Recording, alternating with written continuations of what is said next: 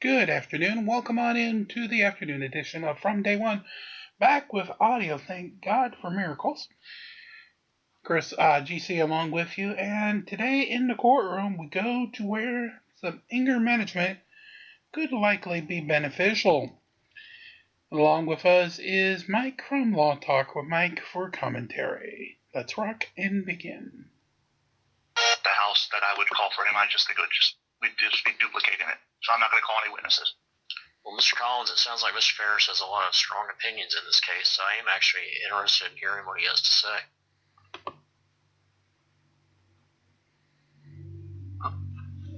I mean, I can't force you to call your client, but I mean, here's the thing: if he has opinions that he wants to be heard, and I want to make sure that I've given him an opportunity to be heard in this case.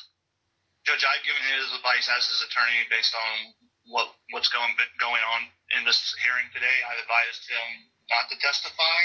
Okay, so there you have it. We've heard from Mom, and the judge is saying, hey, I'd like to hear from Dad.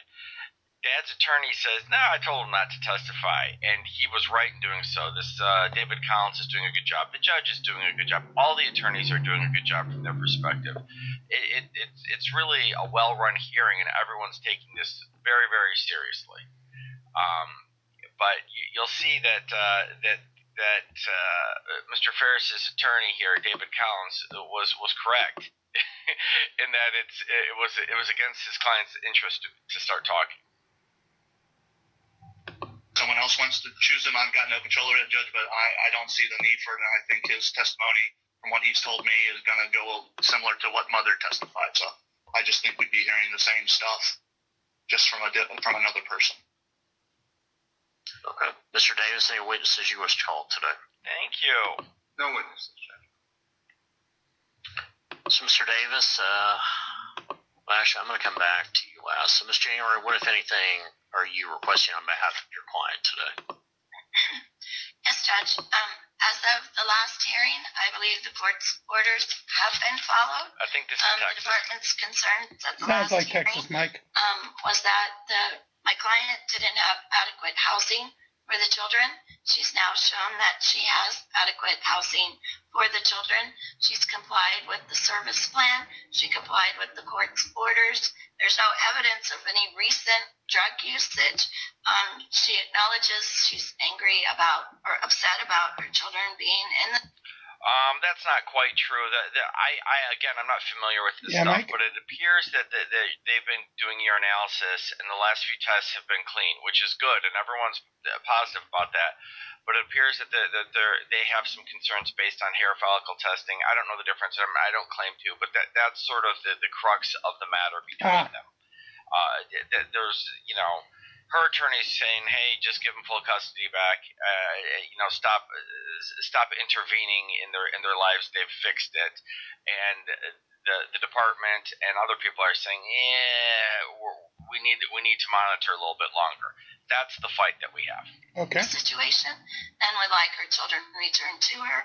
So we would ask that her children be returned to Ms. Ashley Smith. And the alternative, if that is not ordered today, then we would ask for increased visitation and access unsupervised to work on a plan to get the children back home to her, to not restrict video access and visitation, and to not restrict or have the visits supervised but increased to an unsupervised manner and more time, if not returned to. Thank you, Judge. Mr. Collins. And Your Honor, it's the same father and mother. We're asking the same thing that Ms. January just laid out. All right, Mr. Davis, do you have a report recommendations for? We just had September, and now we have Miss January Today. Yeah, we got a calendar going. Judge, I request that these parents do some kind of anger management, Judge. Again, we're here a month or two later, and we're dealing with the same situation. There's still concerns of drug use. There's concerns. Attorney Shea Davis's recommendation seems like a darn fine idea here in a few minutes. That mom's dyeing her hair. I would request that she have to do a nail bed test, Judge. the virtual calls, we're still having these issues where mothers berating and disparaging the placement in front of the children. There's concerning texts between both parents and the grandmother. The grandmother is fed up. She doesn't want to have to monitor these virtual calls or communicate with these parents in any manner. So I'm asking that those virtual calls are stopped, or they're done or monitored by someone else, Judge.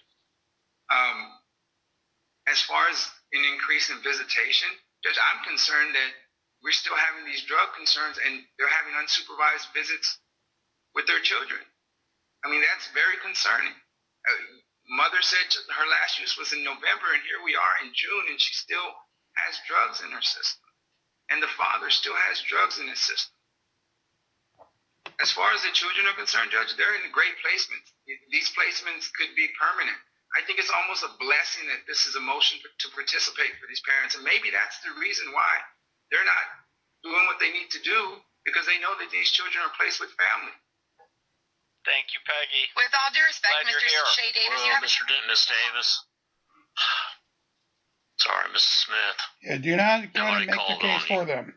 Go ahead, Mr. Davis. And so, Judge, I think the community, Thank you. to kind of sum all this up, Judge, in regards to the parents, the communication between the mother and the parents and the placement needs to stop. The virtual calls need to be monitored by someone else. I do not agree with an increase in visitation with the parents and the children. The parents need to take some kind of anger management, some kind of course aside from the therapy that they're getting, Judge. As far as the children are concerned, like I said, I have no concerns with their placements. They are healthy, developmentally on target. They're doing well. And, you know, my biggest concern is the parents. And again, I just think this is a blessing that this is a motion to participate and not a legal case. Ms. Codado, anything else from the department today? I am. Yes, Judge. As testified to today, the department would like Ms. Smith and Mr. Ferris to do another OSAR assessment, given the results of their latest hair follicle test.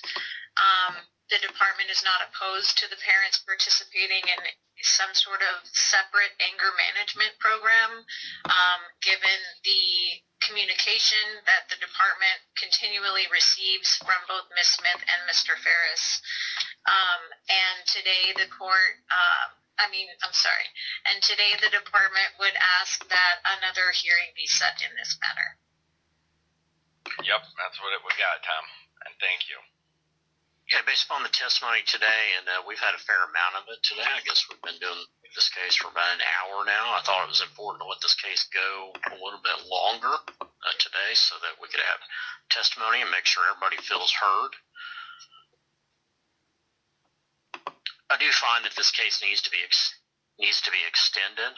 We have not gotten these children to a place where they can be returned home, and that's no one's fault but Ms. Smith and Mr. Ferris. By the way, as he sort of gives his ruling here, like he said, they've had testimony for a long time. For what it's worth, it doesn't matter, and I don't practice in this area. Okay. This judge just seems to make all sorts of sense to me. He seems to be handling it. He's taking it all in. He's given everyone an opportunity, and I don't find any of his rulings outrageous in the least. It's another smart. Got it. Our next hearing in this case. No, listen, Shea Davis hasn't even done his job. He has the Texas Penal Family Code says he's supposed to interview the parents, says he's supposed to interview the school teachers, the doctors, et cetera, et cetera. He has done none of that. None of it. Trevor, I'm going to ask you. And that's the wife of the kids. To stay quiet. This does not help your case. No. I don't give a shit what helps no more. Like, I'm done with being lied on, man. And that's the hubby. Nothing at all. None of it matters. Mr. Ferris, I'm going to provide you with an opportunity to apologize to the court. I apologize for cursing, sir. I'm sorry.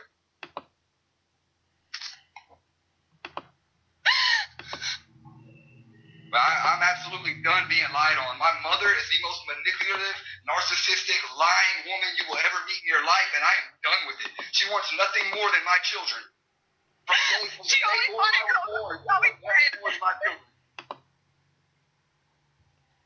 Okay, so let me back up for a minute. Let me explain this case to you a little bit, Ms. Smith, Mr. Ferris. This is not a conservatorship case. Okay, I understand that. That's what she wants. Trevor, the judge is talking. Let him talk. Yeah, Mr. Ferris, shut the fuck up. I'm trying to be polite and respectful to you. I expect the same from you. If you're not able to do that, I will hold you in contempt. Do you understand that? Whatever needs to happen, sir. Well, that's not a good answer. So is that what needs to happen? That I find you in contempt, Mr. Ferris? No, Judge, I think you misunderstood the question. What I'm lied about, sir. So what's I love his attorney. I think he misunderstood. No, this attorney's doing a fantastic This job. attorney's like, Stop talking. shut up, Saying don't please. testify. He knows what the problem is, but he can't control him. I mean, the man is doing everything possible, but, you know, the client won't have it.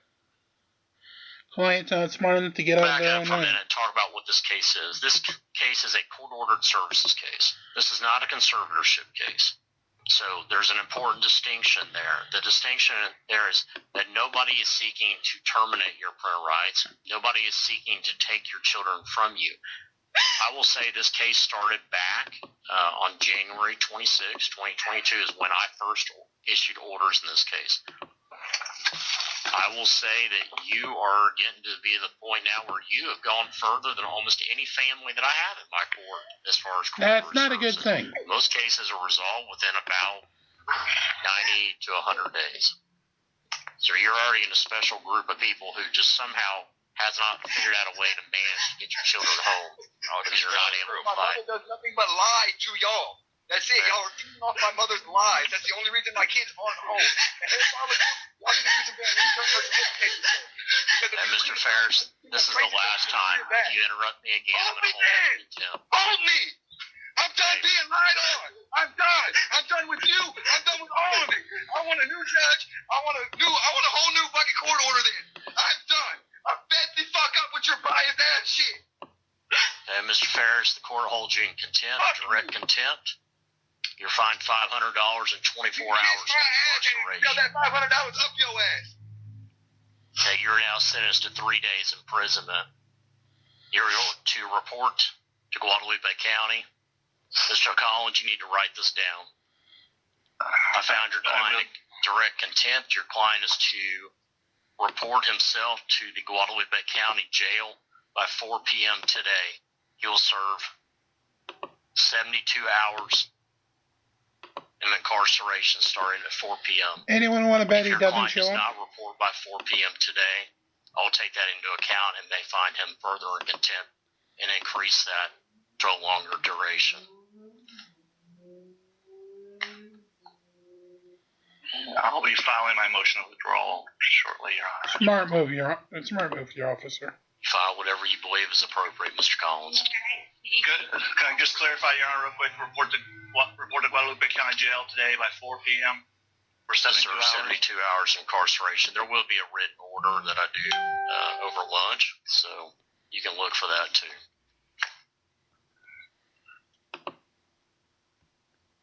So let's go back to the other orders today. This case, as I said, is to be extended. As to the department's request for a new OSAR assessment, Calm down, Trevor. Oh, y'all calm down first. He's protecting my kids, goddamn. Y'all fucking. Whoa! Calm down.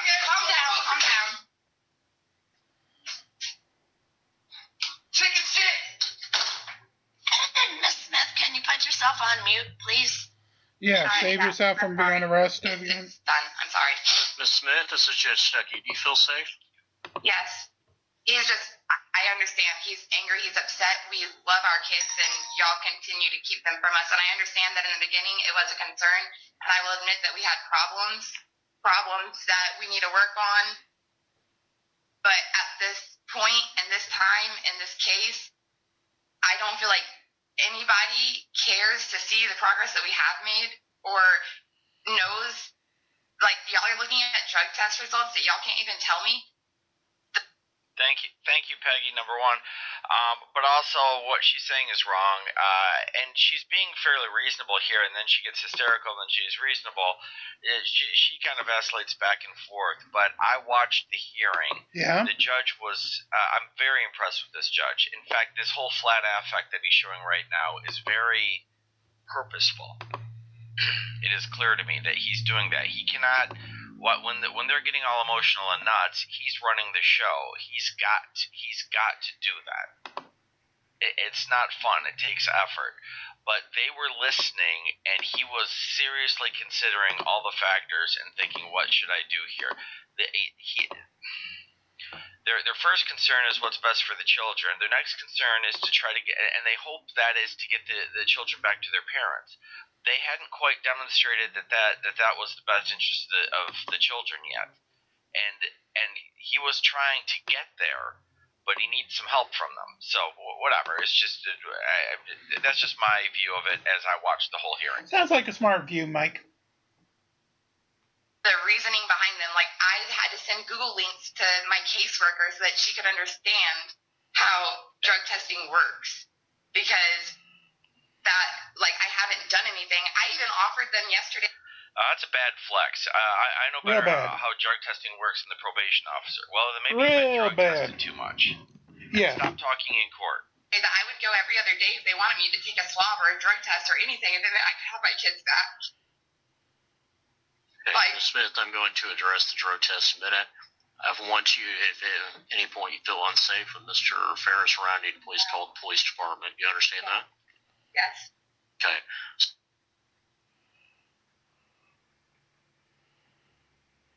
So back to the court's orders. As to the department's request for the mother to have a new OSAR assessment, that is only required of Ms. Smith in this case if she should test positive on another UA drug test. That same order is for Mr. Ferris. He is only ordered to have a new.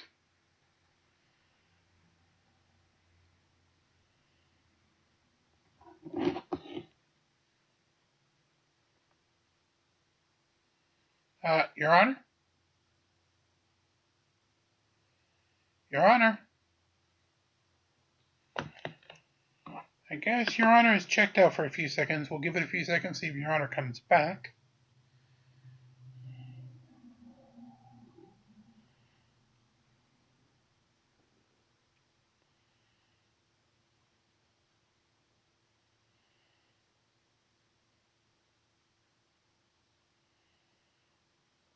Your Honor.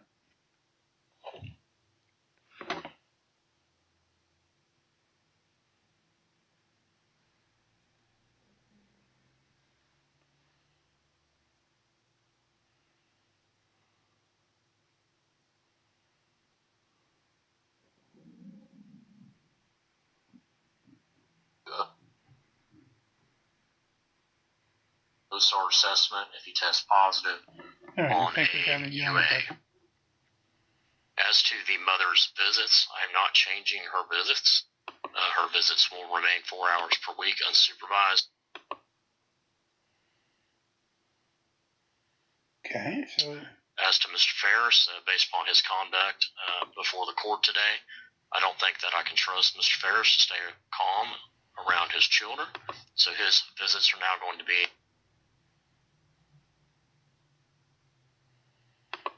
weekly for 1 hour at Child Protective Services. If Child Protective Services is not comfortable supervising his visits, then those visits will occur at Kids Share at the expense of Mr. Ferris. Under no circumstances is Mr. Ferris to visit the children with Ms. Smith.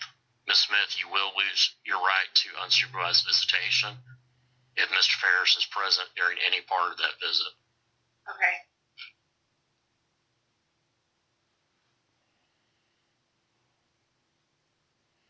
Yeah, he screwed up. And, Your Honor, and I have sent Mr. Ferris the text informing him to report to the Guadalupe County Jail today, June the 23rd by 4 p.m. for 72 hours confinement, and then if he doesn't, it could be more time added on to that.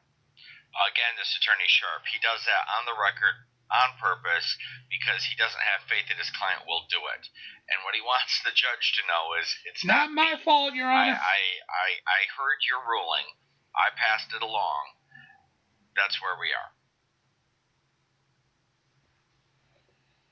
So I did it, Your Honor. I'm not responsible if he's a fucking moron.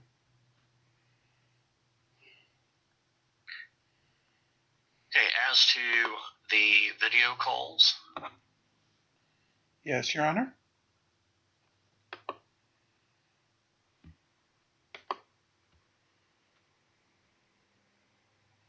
What do you got about those, Your Honor?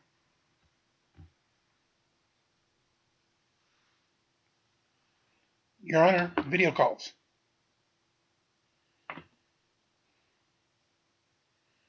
Oh, now the internet's updating. We'll give it a few.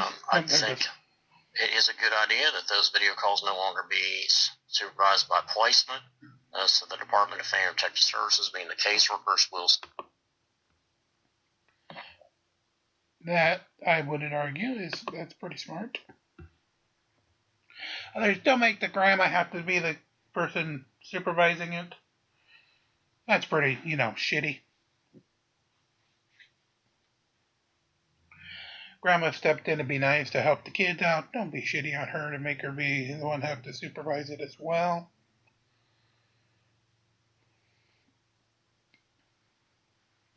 That's just shitty.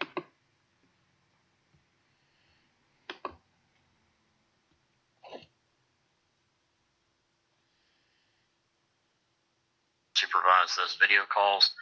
We are going to change those to 2 times per week during work hours. And more his So again, our next hearing in this case will be on September 15th, 2022 at 9:30 in the morning. I'm going to say the same thing that I said at our last hearing on May 26th, that I would like this to be our last hearing.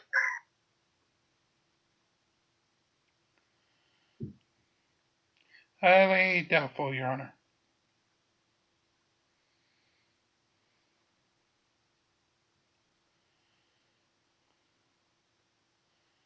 And I guess you agree with me because you ain't saying anything, Your Honor.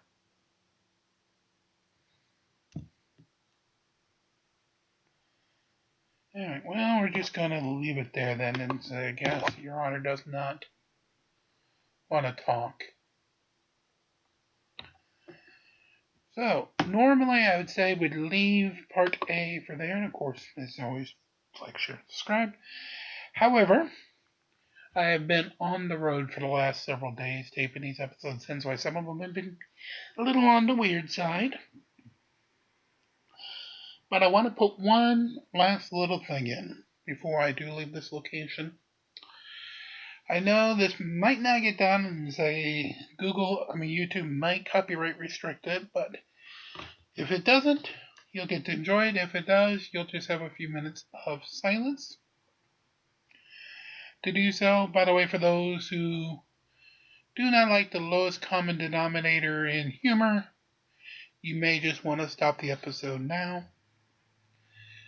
For those who don't mind, we wake up the show. Alexa, fart rap. There's a noxious odor and it smells pretty rotten, and I've got a strong suspicion it's coming from your bottom, like you've let one rip, like you've gone and cut the cheese, like a one-person wind farm making your own grease. Was it SBD? Silent but deadly, or was it just one part of a bottom birth method? Are you baking air biscuits or toasting cheese crumpets? Did you give a bow howl or sound the bum trumpet? Don't be ashamed, make a full confession. Stand up and take pride in your colon decompression. Whether passing gas, breaking wind, or fumigating, do everyone a favor, get the air circulating. Phew. Thank you, Alexa. And with that, now we will bring Part A to a close. As always, please make sure you do like, share, and subscribe.